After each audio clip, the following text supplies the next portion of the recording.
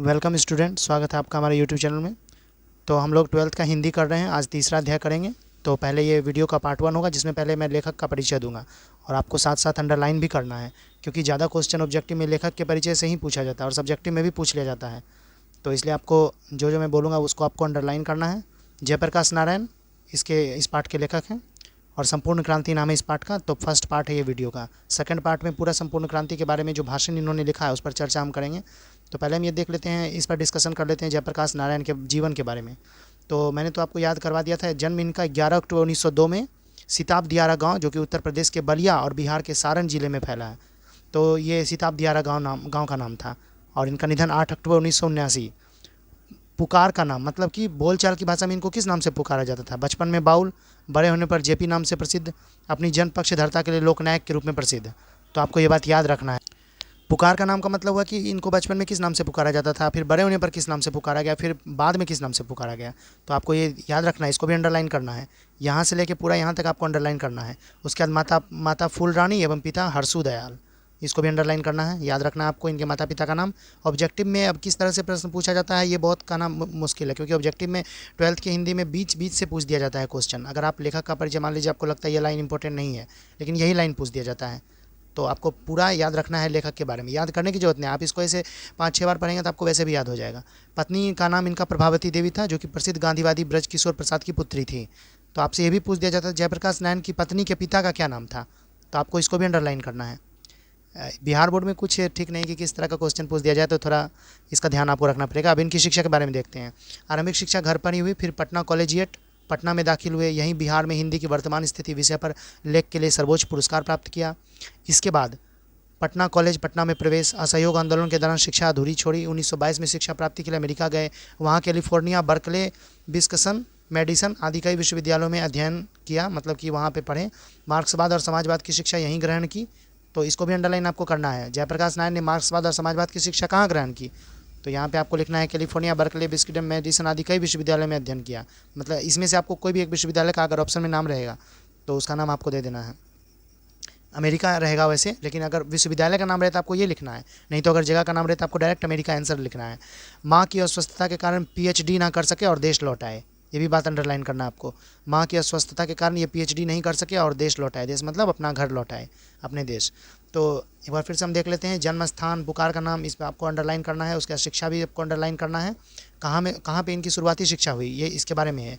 उसके बाद फिर ये कहाँ गए, ये पूरा आपको अंडरलाइन करना है। कहीं से भी आपको पूछ दिया जा सकता है, तो इस बात का रिस्क नहीं ले। मैं आपको कहीं भी लाइन छोड़ने नहीं बोलूँगा, क्योंकि एग्ज़ाम बहुत टफ कर दिया गया है हिंदी का।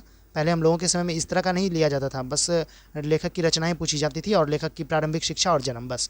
लेकिन यहाँ अभी कुछ भी पूछ दिया जा रहा है। जैसे पत्नी के बारे में, उनकी पत्नी का क्या नाम था। अब बहुत लोग सोचेंगे माता पिता का नाम इंपॉर्टेंट है, पत्नी का नाम जरूरी उतना नहीं है, तो उसको इग्नोर कर देंगे। लेकिन परीक्षक यही चाहता है कि हम वही क्वेश्चन पूछें जो बच्चे इग्नोर करते हैं।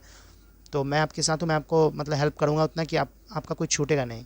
उसके बाद राजनीति जीवन के बारे में अगर देखते हैं इनका, तो 1929 में ये कांग्रेस में शामिल हुए, इसको भी आपको अंडरलाइन करना है। जयप्रकाश नारायण कांग्रेस में कब शामिल हुए, ये पूछ सकता है।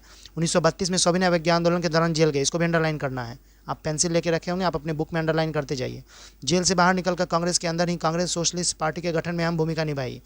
1939-1943 में भी जेल गए। 1942 के आंदोलन से विशेष प्रसिद्धि मिली। आज़ादी के बाद 1952 में प्रजा सोशलिस्ट पार्टी के गठन में योगदान दिया, इसको भी अंडरलाइन करना है। 1952 में प्रजा सोशलिस्ट पार्टी के गठन में योगदान। धीरे धीरे सक्रिय राजनीति से स्वयं को अलग कर लिया।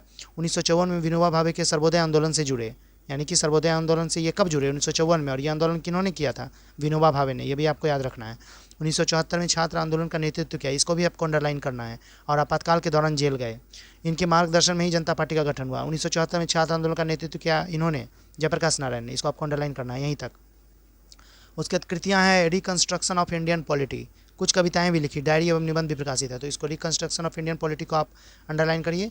इनको सम्मान क्या क्या मिला, इनको भी अंडरलाइन कीजिए। 1965 में समाज सेवा के लिए मैगसेसे सम्मान और 1998 में भारत रत्न, ये बहुत इंपॉर्टेंट लाइन है। जयप्रकाश नारायण को भारत रत्न कब मिला था, तो 1998 में। अब थोड़ा सा इनके बारे में पढ़ लेते हैं। जयप्रकाश नारायण 20वीं शताब्दी में भारत के एक प्रमुख समाजवादी विचारक, क्रांतिदर्शी नेता, समर्पित समाजकर्मी तथा विद्रोही स्वाधीनता सेनानी थे। उनका अध्ययन विशाल और वैविध्यपूर्ण था, मतलब उनका अध्ययन बहुत गहरा था, बहुत ज़्यादा विषयों में वे रुचि रखते थे। राजनीति, संगठन, कर्म और लोक सेवा का अनुभव व्यापक और गहन था। भारतीय जनता में उनकी स्थायी विश्वसनीयता और प्रतिष्ठा थी, यानी लोगों के सामने भी इनका मान सम्मान बना हुआ था। लोगों के बीच उठना बैठना था इनका, और वो विश्वास बनाए रखे थे वैसा जिससे लोगों को ये नहीं लगे कि ये अभी नया है राजनीति में। उसके बाद निष्ठा और अध्यवसाय से परिपूर्ण अपने सक्रिय रचनात्मक सार्वजनिक जीवन में उन्होंने अंतर्राष्ट्रीय पहचान और प्रतिष्ठा कमाई। वे अपने समय में विश्व के कुछ चुने हुए लोकतांत्रिक नेताओं में से एक थे। विदेश से अपनी शिक्षा पूरी कर लौटने के बाद उन्होंने स्वाधीनता संघर्ष में अपने को झोंक दिया। स्वाधीनता संघर्ष में उनकी भूमिका क्रांति धर्मी थी। स्वाधीनता प्राप्ति के बाद उन्होंने सत्ता केंद्रित राजनीति के बदले अपने लिए लोक केंद्रित रचनात्मक राजनीति और समाज सेवा का मार्ग चुना। यहाँ पे आपको ये एक लाइन इंपॉर्टेंट है, जयप्रकाश नारायण 20वीं सदी में भारत के एक प्रमुख सामाजिक विचारक, क्रांतिकारी नेता, समर्पित समाजकर्मी तथा विद्रोही स्वाधीनता सेनानी थे। ये आपको अंडरलाइन करना है, ठीक। अब आपको अंडरलाइन कहाँ से करना मैं बताऊँगा। उन्होंने समता, न्याय, सामाजिक परिवर्तन और लोकतंत्र के पक्ष में पत्रकारिता की तथा लोक सेवा के अनेक कार्यक्रम अभियान चलाए। पड़ोसी देश नेपाल में लोकशाही के लिए संघर्ष में उनका योगदान रहा। इसको अंडरलाइन कीजिए। पड़ोसी देश नेपाल में लोकशाही के लिए हुए संघर्ष में उनका योगदान रहा। उनका मतलब किनका? जयप्रकाश नारायण का। गांधीवाद के संसर्ग में आकर उन्होंने अपनी लोकनिष्ठा अधिक सुदृढ़ की तथा विनोबा भावे के भूदान आंदोलन में उल्लेखनीय रचनात्मक भूमिका निभाई। तो विनोबा भावे के भूदान आंदोलन में भी इन्होंने भूमिका निभाई, इसको भी आपको अंडरलाइन करना है। 60 के दशक में अपनी ईमानदारी, त्याग और निस्वार्थ लोक सेवा के कारण जनता के बीच अर्जित अपनी विश्वसनीयता के चलते उन्होंने डाकुओं के हृदय परिवर्तन और पुनर्वास को लेकर उल्लेखनीय उपलब्धियां हासिल की। इसको अंडरलाइन करना है आपको। डाकुओं के हृदय परिवर्तन और पुनर्वास को लेकर उल्लेखनीय उपलब्धियां हासिल की। किन्होंने की? जयप्रकाश नारायण ने। आगे जब देश में आपातकाल लागू हुआ और जनतांत्रिक अधिकारों का क्रूरतापूर्वक दमन किया जाने लगा, तब बिहार, गुजरात सहित समूचे देश में छात्रों और युवाओं का आक्रोश फूट पड़ा। छात्रों और युवाओं के ही अनुरोध पर बुढ़ापा और बीमारी के बावजूद जयप्रकाश नारायण ने आंदोलन का नेतृत्व स्वीकार किया। तब आंदोलन ने देखते ही देखते राष्ट्रव्यापी संगठित रूप धारण किया। जयप्रकाश नारायण लोकनायक कहकर पुकारे गए और वे युवा शक्ति के प्रतीक तथा युवाओं के हृदय सम्राट बन गए। यहाँ आपको अंडरलाइन करना है, युवाओं के हृदय सम्राट कौन बन गए? जयप्रकाश नारायण। उन्होंने संपूर्ण क्रांति का नारा दिया। ये तो चैप्टर का नाम है ही संपूर्ण क्रांति, तो आप इसको वैसे भी याद रखेंगे। और सुविचारित राजनीतिक सामाजिक कार्यक्रम प्रस्तुत करते हुए उन पर अमल करने की व्यापक अपील की। उसका जबरदस्त असर पड़ा। देश में सत्ता परिवर्तन हो गया, किंतु संपूर्ण क्रांति का लक्ष्य अभी दूर था। सत्ता परिवर्तन उसका प्रारंभिक चरण भर था, यानी इन्होंने नारा तो दे दिया था, लेकिन संपूर्ण क्रांति का नारा अभी सब जगह नारा पहुंचना और क्रांति होना बाकी था। आगे व्यापक सामाजिक कार्यक्रम थे जिन्हें अनवरत संगठित प्रयासों द्वारा ही पूरा किया जा सकता था। जयप्रकाश नारायण बुरी तरह अस्वस्थ हो चुके थे, यानी उनका तबीयत बहुत ज़्यादा खराब हो चुका था। शीघ्र ही पटना में उनका अवसान हो गया। सत्ता बदल गई थी, किंतु संपूर्ण क्रांति का लक्ष्य सत्ताधारी नेता और दलों के आपसी कलह और खींचतान में दूर हुआ चला जा रहा था। कुछ लोककर्मी संगठनों और शक्तियों द्वारा अथक रूप से आज भी इस दिशा में आगे बढ़ते कार्यक्रम चलाए जा रहे हैं। जरूरत है इस दिशा में बड़े पैमाने पर जन संरक्षण के साथ अभियान चलाने की। यानी कि इनका पटना में इनका डेथ हो गया, जयप्रकाश नारायण का अवसान, मतलब पटना में उनका पहले तो उनका तबीयत खराब हुआ, फिर उसके बाद उनका पटना में अवसान हो गया। डेथ कब हुआ ये शुरू में ही बता दिया गया है, आप एक बार देख सकते हैं, यहाँ पे है। इनका निधन हुआ है 8 अक्टूबर 1979 में। कहाँ हुआ है? तो पटना में। ये लाइन आपको अंडरलाइन करना है, वो तो आपको याद रखना ही है इनका निधन कब हुआ, लेकिन हुआ कहाँ? ये पटना में हुआ। 5 जून 1974 के पटना के गांधी मैदान में दिए गए जयप्रकाश नारायण के संपूर्ण क्रांति वाले ऐतिहासिक भाषण का एक अंश प्रस्तुत है। मतलब ये जो आप चैप्टर में अभी पढ़ेंगे, ये संपूर्ण क्रांति, ये एक भाषण है, और इस भाषण को जयप्रकाश नारायण ने 5 जून 1974 को पटना के गांधी मैदान में दिया था। बस उसी भाषण का रूप यहाँ पे प्रकाशित किया गया है। संपूर्ण भाषण स्वतंत्र पुस्तिका के रूप में जनमुक्ति पटना से प्रकाशित है। इसको आपको अंडरलाइन करना है, इसको भी अंडरलाइन करना है। 5 जून 1974 को पटना के गांधी मैदान में जयप्रकाश नारायण ने संपूर्ण क्रांति वाले ऐतिहासिक भाषण को दिया था। तो संपूर्ण भाषण स्वतंत्र पुस्तिका के रूप में जनमुक्ति पटना से प्रकाशित है। जहाँ से प्रकाशित है इसको भी आपको याद रखना है। इस संकलित अंश से उसकी एक छोटी सी झलक भर मिलती है, किंतु लाखों लाख की संख्या में संपूर्ण प्रदेश और देश के विविध क्षेत्रों से आए लोगों, विशेषकर युवा वर्ग के उस ऐतिहासिक जन सम्मर्द के बीच लोकनायक ने अस्वस्थ दशा में भी शांतिपूर्वक अपनी बातें कही और संपूर्ण जनता मंत्रमुग्ध होकर सुनती रही। भाषण के बाद लोगों के हृदय में क्रांतिकारी विचार धधक उठे और आंदोलन ने विराट रूप धारण कर लिया। पटना के गांधी मैदान में फिर न वैसी भीड़ इकट्ठी हुई और न वैसा कोई प्रेरक भाषण और पूर्ण असर जनसंवाद कायम हो सका। मतलब जिस तरह का संपूर्ण क्रांति का नारा इन्होंने दिया था, और ये तो मैंने तो अभी थोड़ा देर पहले आपको बताया भी कि ये छात्रों के भी प्रिय थे। छात्रों के बोलने पर भी ये बहुत उनका साथ देते थे। अगर जो चीज़ गलत है उनको दूर करने में, क्रांति करने में, तो छात्रों के बीच ये काफ़ी लोकप्रिय थे। तो इसलिए छात्रों ने इनका काफ़ी सहयोग किया और इनके भाषण को बहुत दूर दूर तक पहुँचाया।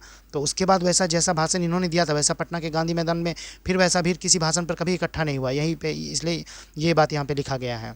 जयप्रकाश वह नाम जिसे इतिहास समादर देता है, बढ़कर जिसके पद चिन्हों को उन पर अंकित कर लेता है। ये राष्ट्र कवि दिनकर ने कहा है। जयप्रकाश नारायण के बारे में ये 2 पंक्ति है।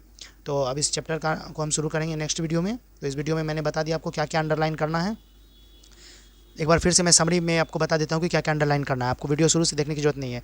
जन्म, निधन, जन्मस्थान, पुकार का नाम, माता पिता, पत्नी, शिक्षा, यहाँ से लेके यहाँ तक आपको अंडरलाइन करना है। पत्नी का नाम प्रभावती देवी, प्रसिद्ध गांधीवादी ब्रज किशोर प्रसाद की पुत्री। पत्नी के पिता का नाम भी आपको याद रखना है। पूछे ना पूछे वो अलग बात, लेकिन ज़्यादा चांस है कि पूछ देगा, क्योंकि ये ऐसा ही करता है बिहार बोर्ड वाला, बीच से पूछ देता है क्वेश्चन। उसके बाद पटना में पहले उनकी आरंभिक शिक्षा हुई। बिहार में हिंदी की वर्तमान स्थिति विषय पर लेख के लिए सर्वोच्च पुरस्कार मिला, इसको भी आपको अंडरलाइन करना है। इसके बाद असहयोग आंदोलन के दौरान उन्होंने शिक्षा अधूरी ही छोड़ दी। 1922 में शिक्षा प्राप्ति के लिए अमेरिका गए, ये भी आपको अंडरलाइन करना है। मार्क्सवाद और समाजवाद की शिक्षा अमेरिका में ग्रहण की, ये भी अंडरलाइन करना है। ठीक है। राजनीतिक जीवन के बारे में मैंने बता ही दिया क्या करना है, आकृतियाँ और इनके सम्मान। तो आप वीडियो को फिर से देख लें, या नहीं तो ये शॉर्ट में मैंने आपको बता दिया क्या क्या अंडरलाइन करना है।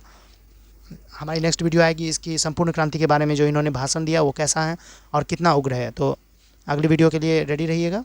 आप इसको इस वीडियो में बताएगा ये सारी चीज़ों को अपने बुक में अंडरलाइन कर लीजिएगा। Thank you.